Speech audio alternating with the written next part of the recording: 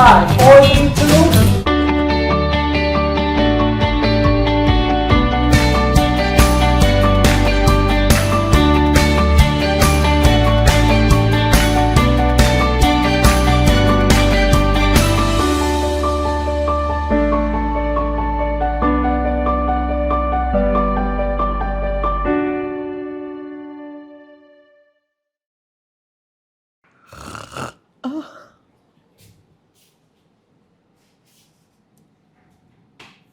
Hello?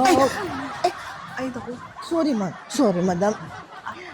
Maganda bang matulog sa aking sofa? Ay, opo. Napakalambot po. Saan niyo po ba nabili ito? Ma'am, sorry po. Maganda po. Opo. Okay. So what Magandang brings you hapon po, here? madam. Okay. Magandang hapon sa iyo. What brings you here? Ma'am, nakita ko po kasi dun sa gate ninyo kanina, meron pong para pong nakalagay na maid. Naghahanap po kayo ng maid.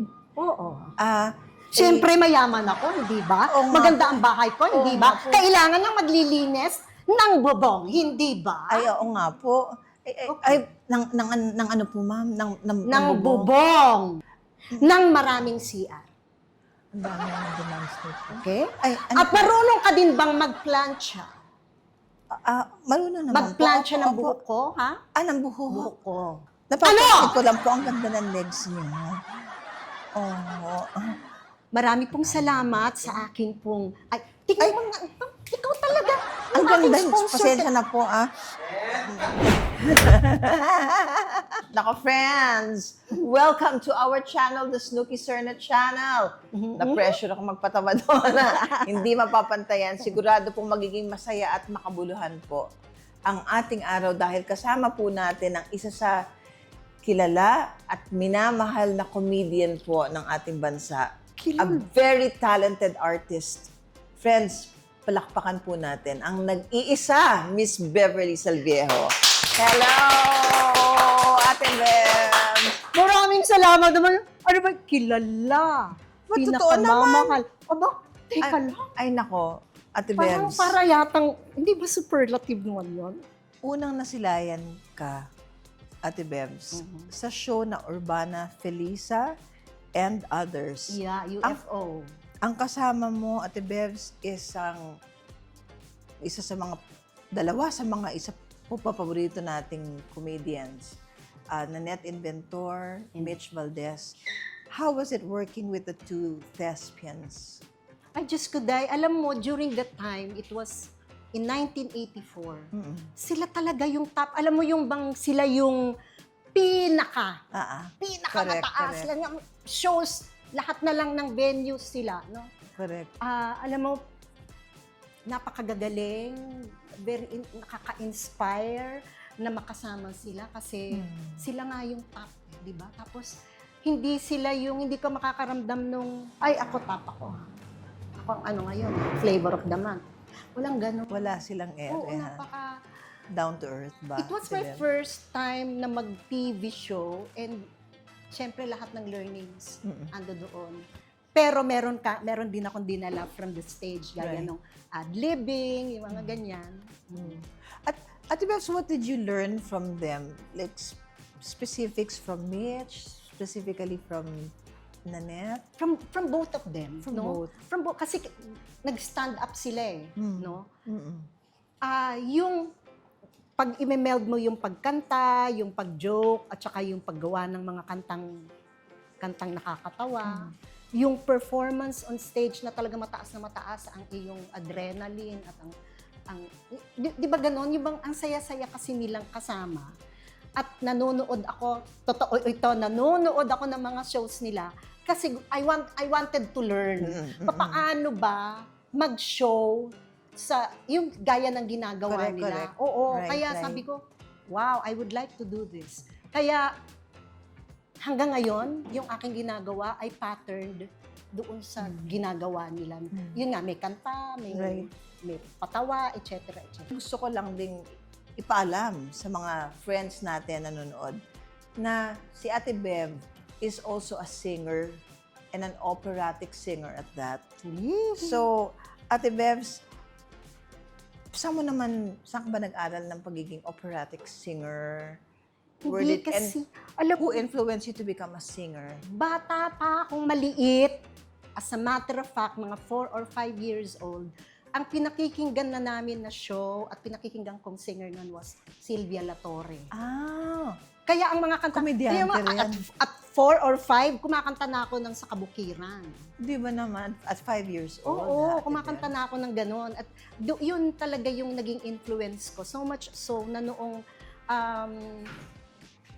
nasa college kami, sabing ganon sa akin ng isang yung pianista namin. Alam mo, meron kang tunog na classical singer. So hindi ko naman naiintindihan yung kung ano bang pagkakaiba ng classical singer at saka ng singer na iba. So, nung pumunta ako sa Metropolitan Theater, Oh, when I Metropolitan joined the Theater. Metropolitan Theater, ay train kami talaga ni Dr. Mirna Ascutialo.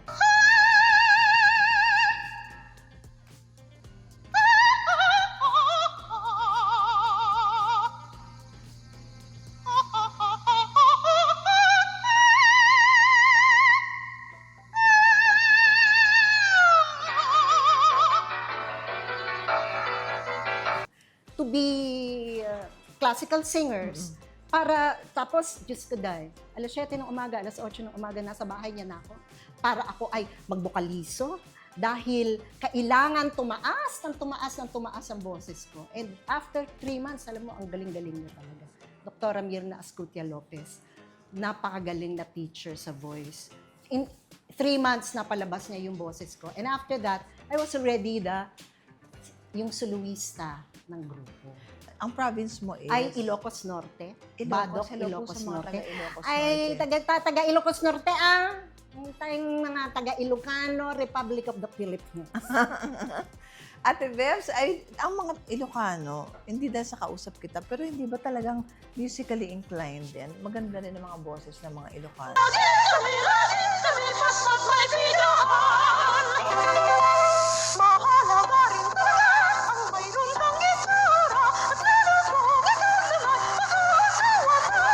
Marami naman, pero Marami. sa akin, mas ang mga taga Cebu. Mga Cebuano. Di ba ang dami nila, no? Bagay si Ate Pilita. Dulce, Oo. Pilita. Dulce, Oo nga naman. Vina Morales. Vina. Puro mga ang gaganda ng boses. Sa amin kasi, maraming magaganda, lalo na ngayon, magaganda ang mga boses ng mga bagets. During that time, iba din kasi yung klase ng pagkanta. Doon sa naririnig mo sa radio, yung, hindi ko alam kung anong klase ng pagkanta yun pero parang kundiman. Ganon yung klase ng pagkanta. Doon ka na-influence sa mga kundiman style, Ate Bebs. Ang unang-una kong show sa Metropolitan Theater was Maalaala Mo Kaya? Hindi Kita Malimot. It was a musical review. Yung musical review, ito yung magko-collate sila ng maraming songs and then lalagyan nila ng kwento. Ang galing naman. Oo. Directed by? Marami. Tony Mabesa, Floy Quintos. Galing naman ng mga director mo, Oo, Ate Bebs. At saka, sino ba to? Ben Cervantes. Marami. The Greats? The Great. What was your experience? Konti Ano ka ba mga na lang bad at ikaw experience? ay mababato ng sa stage. Ganun din. Mababato ka ng kung anik-anik. Pag Talaga ba? akala mo maganda ka? Hindi ka maganda. Oh, Mga ganyan. iiyak yata ako. Oo. nun. Bakit ka late? You are late? You have to stay until 3 hours after ng rehearsal. Ate Bebs, talaga. You have to learn your lines. Babanggitin pa ba natin kung sino hindi na Hindi, kailangan kasi gano'n siguro? naman Pero sa stage. that's Paano how sila? that's how siguro you're honed to become a great Yeah, performer. kasi sa stage. gives you discipline. Oo. Yung kanilang Iba ang discipline. iba ang disiplina. Hindi ka ibi-baby. My God. Kung lahat ng insulto, amateurs. Kahit na, amateur ko daw ako, pang 50 ko ng stage credit ko. Ate Bebs, you've tried Repertory Philippines? No, hindi. No. Kasi ang repertory Pero of the kaya. Philippines para sa mga very, very good in English. Ate Bebs, Puro ako mga Tagalog, kundi man. Ayun lang, parang yun ang mo. Siguro would you say that you're very patriotic? Kasi, Ay, oo. kaya nandun Totoo yung yan. leaning mo. Totoo yan. Totoo yan. Payag po akong ibala sa kanyon para makasakit man lang ako sa mga kalaban. Ganun po ang aking pagmamahal sa aking bayan. Hindi, totoo yan. Totoo. As a matter of fact, pati sa salita, naiinis ako na ngayon para nababarubal yung ating Ang Tagalog language. natin. Oo. That's true. Mali-mali ang mga gamit, mali-mali yung anyway, yun ang isa sa mga beef ko ngayon. Yan ang ano mo ngayon, parang pet peeve mo pati siguro. Alam niyo po, Teka. gusto kong sabihin. Bibigyan lang kita ng ano. Yes. Gaya po ng word na nangingialam. Alam nyo ba na kami lang ang nag-coin ng word na nangingialam? Oo nga. Kasi ang word talaga ay nakikialam. Nakikialam. Oo. Alam nyo ba kung paano nagkaroon ng word na nangingialam? Kasi isang Paano po? araw, doon sa labas ng aming, ng aking manager, may nag-aaway. Sabi nung nga, walang yan kayo lahat. Walang kayo nangingialam na buhay ng memoy. Tawa kami ng tawa. Sabi ko, ikaw kasi nangingialam ka eh. Nangingialam. Ngayon, ginagamit na kahit na period pa yung show. I'm so proud of my Ate Bevs because she's also a professor. Ah, Hindi naman po professor. Instructor lang. Sa kanyang alma mater. At saka sa Central Colleges of the Philippines, mathematics po. Opo, di ba? Dahil Math po ang lang natapos naman. ko ay BS Math sa UST. Ate Bevs, hindi ako magtatanong ng mga math questions at throwback. Yan ang aking Waterloo. Ate Bevs, paano ka napasok sa pagpapatawa sa TV, movies? Paano ka nag-transition from stage to Kasi ganito film? yan. And, Noong nasa Metropolitan television. Theater po ako, ah, ako ay 70 pounds. Napakaliit ko, napakapayat ko. Ang aking bewang was 19. wow, sexy naman Na natin. pagdating dun ma'am. sa stage, kapag ka sila na ay nag-good timean, yung bang ako kasi Ihahagis yung ka na. madaling inihahagis, sinasalot ko ganon. Pinaglalaruan ako sa stage. But anyway, also during that time, I was talagang, Diyos ko day, ang pimples ko patong-patong. Sa isang pimple na ganyan, 5 ang mata. Ganon, karami. Ganyan. So much so na mukha na akong comedy. Nung napanood ako sa Magsimula Ka, yun yung kay with Nestor Torre. Nung napanood ako sa Magsimula Ka, magkasama kami ni Jogra de la Torre. Oh, si Jogra. Oo. Doon kami napanood ng mga writers and directors. At kaya ako ay nakast sa sa Urbana Felisa and others. Alam mo, Ate Debs, sasaya nung showbiz nung araw, Oo, true. Totoo yan. Napag-uusapan natin yung mga ganyang kasayahan sa showbiz with our our colleagues na nagiging kaibigan natin. Ngayon, napapansin mo ba na may difference ba ang industriya natin noon, yung samahan natin nung araw sa samahan ngayon? Is there a difference? How would you compare the entertainment industry before to now? Hindi ko alam kung kasi wala akong kabarkada. No? Pero kapag yung paminsan-minsan na gusto nila inuman, gusto nila. Kung sabagay noon, meron din ganon. Pero ngayon kasi, noon kasi mas clean fun. Mas clean ang fun. Tama. Ngayon, para bang kapag nagkasama kayo, babae, lalaki, parang may mangyayari na sa inyo. Even, tapos yun na yung lalabas sa mga write-up. Ganon. Noon hindi eh. That's true. And siguro, it was because of the training then, yung upbringing then. Oo. Kasi ngayon, noon, ang mga artista, basically either na-discover ng isang mentor or galing sa stage. Ngayon, galing na sila sa galing na sila sa mga Social talent media search, platforms. social media platform, ganyan. That's true. Na itong lalo na yung mga nasa social media platform, akala nila porque sila parang Sikat sila. pag sumikat na parang nag-iiba rin yung ugali, ewan ko, hindi ko alam. Parang, Kulang ng training. I feel how, Ate hindi Bel. lang yung training, probably yung biglang pagsikat nakakakos ng paglaki din ng ego or something. True, they get lost in translation. Now, as then, malakas pa rin yung politika at palakasan. Sometimes, it's more of who you know, not what you know. But, kasi ngayon, parang dinadala na sa trabaho natin yung politika. Tama. Hindi, dapat hiwalay yun eh. Ay, yung mga cancel, dapat wala din. Cancel culture, no? Hindi dapat gano'n. So, sa ngayon, it's more toxic. As noon, hindi, parang fun lang yung trabaho. Eh. Totoo. Masaya kayong lahat pagdating sa set. Ganyan. Wala kayong binamala, hoy, ano yan? Si ganitong sinuportahan niya. Ay, tanggalin natin. Walang ganun noon. Totoo, no, I've noticed, Ate Beth, your comedic flair, sa mo ba, anong style yan? What would you call your style? Di ba may sinasabi sila slapstick? Tama ba? Slapstick Sometimes ba I yung term? do not like Hindi ka slapstick. slapstick Pero nanggaling ako doon. Meron yung din. binabatukan ka, ganyan. Sinabi ko sa stage na hinahagi sa akin. yung marami akong pelikula na papaluin ka ng dyaryo or something. So as a matter of fact, minsan na malengke ako, meron na lang bumatok sa akin. Sabi ko, bakit? Bakit ako binatukan? Ganun. Tapos sabi niya, oy, di ba, binabatukan ka naman doon sa ano, may bayad yun, magbabayad ka ba? Di ba? Oo, kaya ang ano ko dito kasi is, dito sa ating bansa, ito, isi-segue ko lang. Yes. Dito sa ating Please. bansa, kapag ka ikaw ay komedyante, lalo na hindi ka naman napakalaking komedyante na gaya ng Dolphy, Wise Ganda, ganyan, na mayayaman na.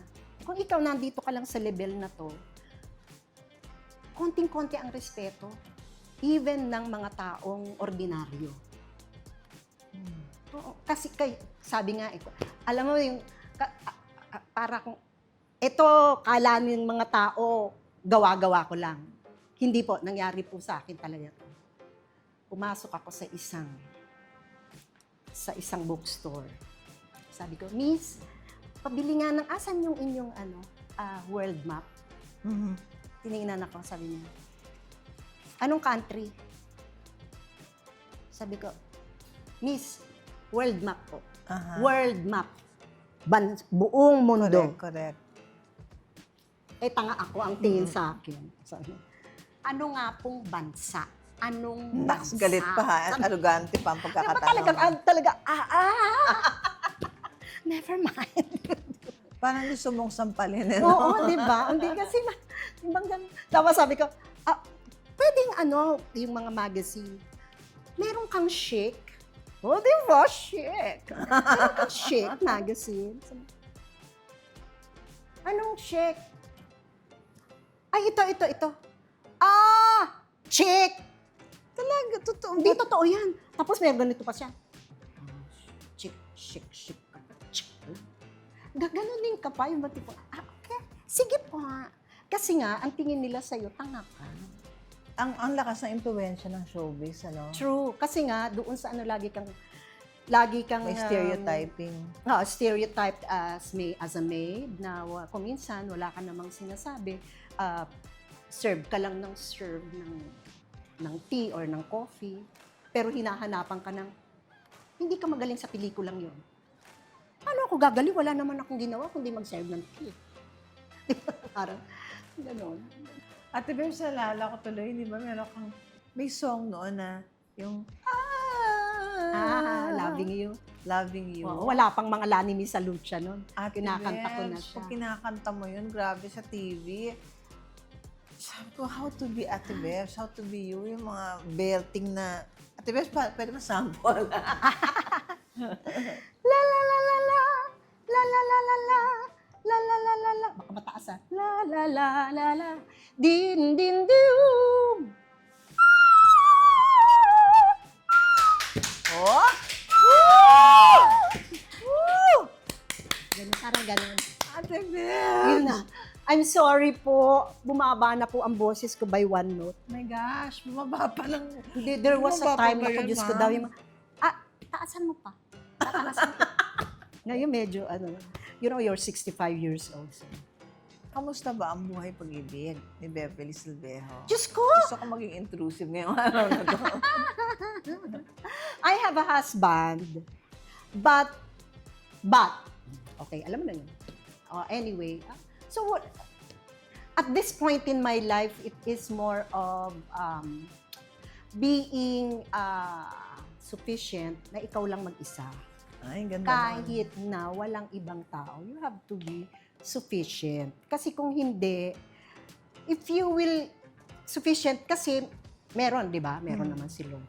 Sufficient kasi kung iaasa mo ang kaligayahan mo sa ibang tao, walang mangyayari. Konting mapitik ka o masabihan ka ng something. Wala na, devastated ka na. Oh, That's hindi. Kapag ka, How many kids do you have, Ate Bebs? I have 2. Oh, both are Ano na sila? professionals. Oo, 39 at saka 38, 39 at saka 32. Parang ganyan. Parang gano'n. Wala nang problema. Wala na akong problema pagdating sa kanilang education. Nakakatuwa naman. Oo. Pero Ate Bebs, how are you as a parent? Ay, strict ako. Tough love ako. Tough love. I'm tough love. When you say tough love, anong klaseng tough? Gano'n ka-tough ang Hindi ko love sila mo? hindi ko sila binibaby to the point na kailangan mong silbihan. No. Nung bata sila, oo. Kailangan mong silbihan na ganyan. Pero pagdating nila, hindi, matuto ka maglaban ng sarili mong gamit. Dito na nga lang tayo sa guilty or not guilty. Parang na-nervous ako dito Secretly, nagnasa sa isang aktor. Ay, hindi. Hindi, not guilty. Not guilty. Alam mo kasi, ang sabi doon sa isang kwan, if you gusto mong i-turn on ang isang babae, kailangan daw ito turn on mo siya magmula umaga hanggang gabi. Para pagdating ng gabi, okay na siya. Which means yung pagta-turn on na yan, hindi yung kung anong kalasuan ng ano yung kundi, kunyari, you have to be nice to her. Kasi right. let's face it, tayo mga babae, hindi tayo, pag nakakita ka ba ng nakahubad na lalaki, sabi, wow, ganun ba ang ano mo? Hindi naman tayo animalistic. Hindi ganun, hindi kami, mga babae, hindi kami ganun. Oo. Ang lalaki, pag nakakita ng nakahubad, ganyan. Oo. Pero ang babae, Amin. hindi. Babae, hindi. Kahit na mag-asawa kayo, kapag ka ito ay maganda yung pakita mo, lahat ng mga maliliit na bagay ng mga concern, kumain ka na, mamaya maliligo ka ha, etc., etc. All throughout the day, by the time na dumating ng gabi, ready na siya. Ngayon, pagdating doon sa mga artista, kaya doon sa mga artista na mga gwapo sila, oo, pero pag nasaan, Wait. Sino ba ang para sa yung mga gwapong nakatrabaho mo? Naku, gwapo, ang dami nila. Diyos ko. Yeah, parang kilala ko Siyempre isa. si Gabo. si Gabi. Diyos ko, nung makita ko si Gabi, ganyan lang. Sabi ko, bakit ganun ang lagi nun? Bakit pink? Bakit mamula-mula? Bakit mamasa-masa? Tsaka ang skin, my God. Glowing, no? Eddie Garcia. Bata pa ako, sabi ko, ano siya, ang tawag mo doon? Macho. Macho eh. Very Pero ano siya, manly. pero kontrabida. Pero, okay itong mama na to At ang pinaka-ultimate kong crush. Sino ito, Ate Beb? Jose Marie Gonzalez, yung tatay ni Kring Kring at saka ni Oo. Alam mo ba yung kanilang dance orama? Oo. Siguro mga 100 times ko napanood yung sa TV noon. Ay, naku. Guilty or not guilty ka ba na natilian ka ni Direk sa set? Ay, oo. Diyos ko. Hindi lang. Teka. Sa TV and movies, hindi. Pero sa stage, lahat ng panlalait inabot. Oo, talaga, totoo. Hindi ka maganda! Ay, naku, makapag-flash the movie na nga lang. Ay, More talaga Tears of nagbilang Rose. kami ng bituin sa langit dyan. Oo, Ay. 3 years in the making yan. Ang tagal. Oo, kasi yan yung time na ectopic pregnancy si Nora. Tapos ikinasal si Lotlo. Ito yung time din na medyo late din siya sa set. Yung parang tipong nandoon kami ng alauna, magte-take kami 7:00. Ganyan. So, ano yan?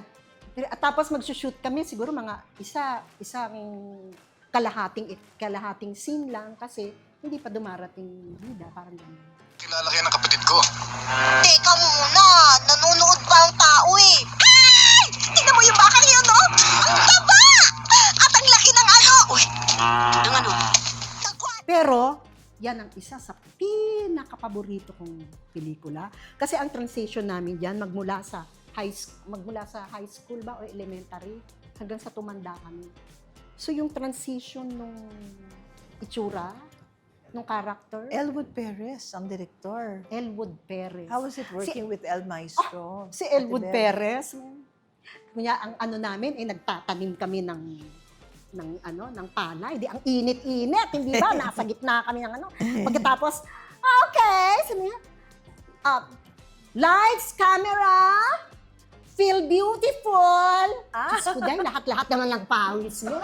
Ang gagat, tumatagaktak ng ganyan. Ang init-init, pero feel beautiful. Diyos ko dahil. Pero nakakatuwa yan si Elwood. Nakakatuwa. Direct, sana meron pa akong project ulit. Na kaya kong harapin ang susunod pang pakikipagsapalaran. Mataas ka magsalita. Baka nakakalimutan mong ang mga langgam kapag umagapay sa kalabaw, nadudurog kapag tinapakan. Pero pwede silang umilag, gumapang, at mangaga kung kinakailangan. Emir. Ay, naku, Emir, this is one of my... I'm so glad na napasama ako dito. Ito pag napanood mo, it's a musical at napakaganda niyang musical. Ang gaganda ng mga kanta, pagkatapos may mga sayaw kami. Ang mga damit, ha?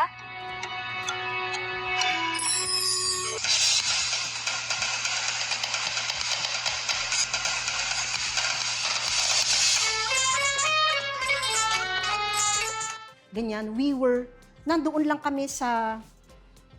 It was supposed to be, ang kanyang location ay Morocco. Pero, inano lang kami diyan sa Army-Navy Club. Dressed up Army-Navy Club para magmukha siyang palace sa Morocco. Galing naman. Oo. Napaka-ingenious. Pero ito, ganito yan ha. Kunyari malamig kami. Kunyari ang lamig-lamig. Ang lamig-lamig. Init. Ang init-init. Ang mga, ang kakapal na mga suot namin dahil kunyari Nasa Morocco. sa Morocco. Malamig. Pero Diyos ko. Pero ang saya-saya kasi, Masaya.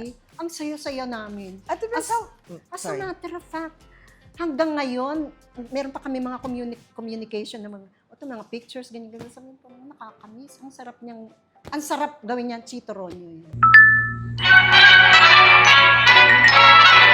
Hala, lagot ka, suwi ng tanga, garit kang inday ka, masasabon ka ng gusto, bibig ay bubula, hala, purbida, mapakuli kang bigla. Buwakaw. Isa yun sa mga favorites ko. Alam mo bang kinunan namin yan?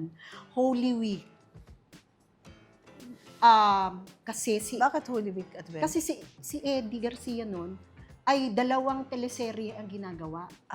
So hindi siya po pwedeng gumawa ng ibang trabaho doon during the weekdays. So doon kami talaga sa Holy Week, yung wala talaga ng trabaho sa ibang ano. So pinagkasya lahat, kung halimbawa mga 6 days lang yan, 6 days lang yung shoot. Tapos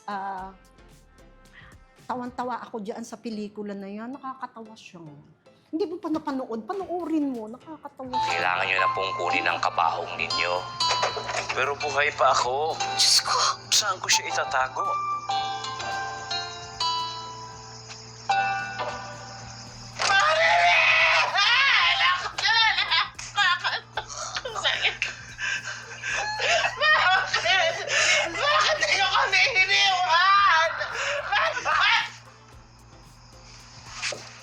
This is The Ghost Bride. na The pag-usapan. Ghost Bride, alam mo, tuwan-tuwa ako dyan kasi marami akong papuri na mga nakuha dahil lang sabi nga nila, ano mo ang galing-galing mo doon? Kasi ang ano ko dyan, matanda akong Chinese. So ang aking accent ay Chinese. And then medyo may dementia. May dementia siya. So sabi sa akin ni Direk Chito noon, si Direk Chito yan, sabi niya. Beverly, tone down. May dementia ka dito, hindi ka retarded. Meron ganon, kasi pag nasobrahan, it's yung ang tawag doon yung timpla, tamang timpla, para mo mapalabas na ikaw ay demented at hindi, pag sumobra na kasi, iba na ang dating. Right. Oo, kaya tuwan-tuwa ako na yung bang pag pinanood mo yung sabi ko, wow, nagawa ko yun. Ang kapal. Ayan sila, oh. Ayan, oh, tingnan mo. Papatayan.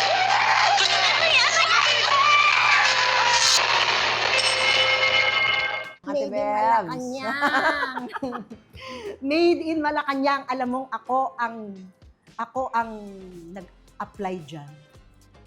Inano ko si Direk Daryl. Sabi ko, Direk Daryl, ako po ay isang loyalist. My parents are loyalists. And ako po ay madalas mag-play ng maid. Nawa po, ako po ay isang komedyante. Nawa po ay i-consider ninyo akong sanang mapasama ako dyan. Sabi ni Direk, I actually am eyeing you, sabi niya. Matagal nang gusto kitang anak. So, it is one of those films kung saan ako napansin. Napansin yung performance ko yan. Pero Diyos ko, si Daryl kasi, inano namin yan 8 or 10 working days lang. Na hindi kami inuumaga ha. Parang, ang call namin mga 6 o'clock, 7 o'clock. Tapos kami ng mga 8, 10 in the evening. Pero ganito yan. Gusto niya, yung isang eksena niya, diretso.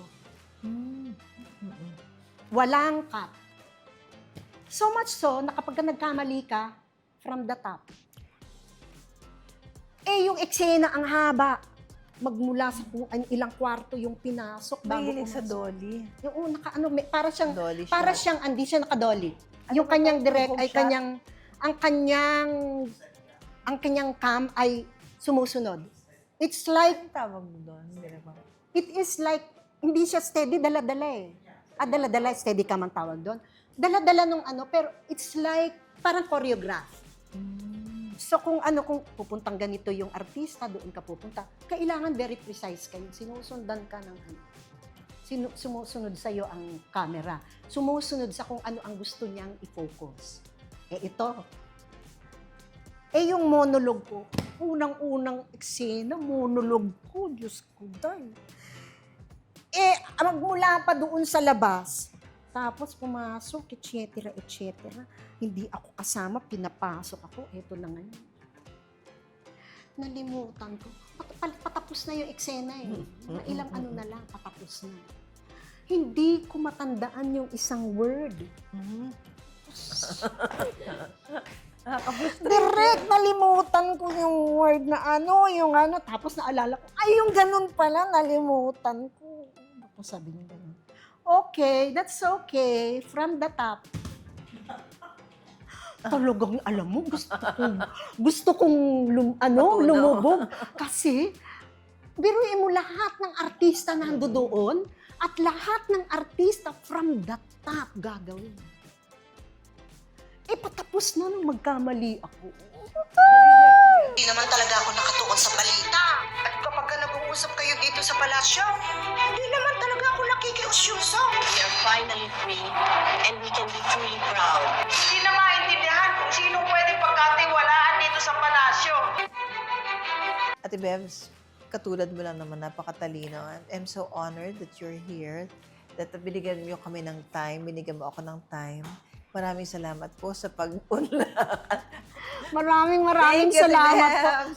Bebs. I was telling Direct Bam. Ate Bebs. Sabi ko, talaga, naging interesado kayo sa akin? What can anong masasabi ko ba? Para bang, di ba? Some people are interested only in big name stars. So, it is a novelty for me na ako ay maimbitahan sa ganito for me to ipalabas, sabihin kung ano yung nasa utak ko at nasa damdamin ko. And I thank you so much for the opportunity, Direk. Okay. And we thank you, Ate Bebs, for opening your heart to us and for teaching us a thing or two. Ate Bebs, na-enlighten mo kami, napatawa mo kami. You were so gracious today. Thank you so much.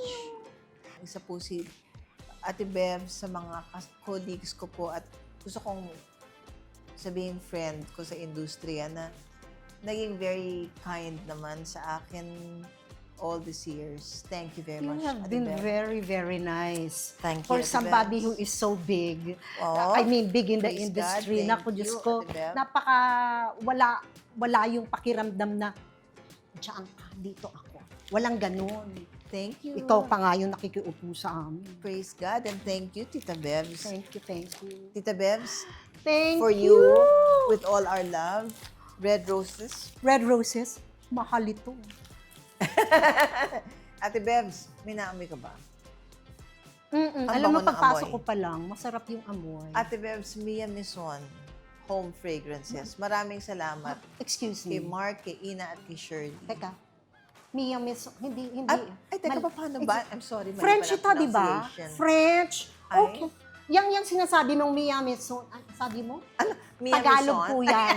Pilipino Mali po pala. yan. Sorry po. Pero kung ikaw ay French, kailangan Mia Mison. Merong parang ngongo, Mison. Ayan, tandaan natin, ha? Mia. Parang may pagka... Nasal. Nasal. Oo. Mia Mison. Yeah. Mia Mison. Ganyan. Mia Mison? Pero totoo, magandang pakinggan, Oo, ha? di ba? Thank you, Fresh. ma'am. Mia Mison. Sarap Ay, ng amoy. nagkamali ako. Mia Mison Home Fragrances. Maraming salamat po sa Thank you, inyo. thank you. And I- maraming salamat muli. Ate Bebs, I hope you like our... Hindi kasi ako baka mamaya mas maganda. Kasing ganda ba niya? Sana kasing ganda. Ano? Ate Bebs, nagpapasalamat ako dito sa ating location na pinag-vlogan ngayon. Studio 56. Maraming salamat po. First time natin dito. Talaga? Yes. Wow. Maraming salamat po sa Studio 56. Friends, for your studio rehearsal and photo shoots, punta lang po kayo dito sa Studio 56. It is located at 56 Camias Road, Quezon City, or call 0917-518-8153 and look for Sir Jam. Studio 56. Maraming salamat po.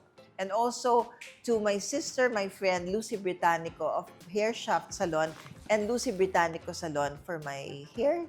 And also si Jill Stewart Eyewear po, maraming salamat. To Ma'am Ace Nepomuceno Chang, thank you. I'm loving my Jill Stewart eyeglasses. Maraming salamat po sa inyo. Ma'am, Buchanan. Yes, may ka naman Ganda po. yun. Ganda. And also Omnident Dental Center for my smile. Maraming salamat po sa inyo. Omnident Dental Center is located at E. Rodriguez Senior, Quezon City.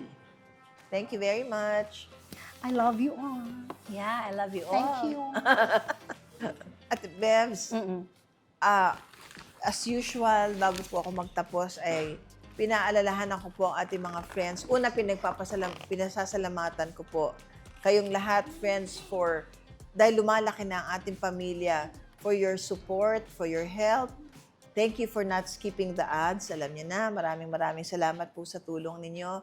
And, Ate Bevs, sa mga hindi pa nakaka-subscribe sa atin, kung nagustuhan po ninyo itong aming vlog ni Ma'am Beverly Salviejo, please like, share, and subscribe. At Yeah. maraming salamat po sa inyo.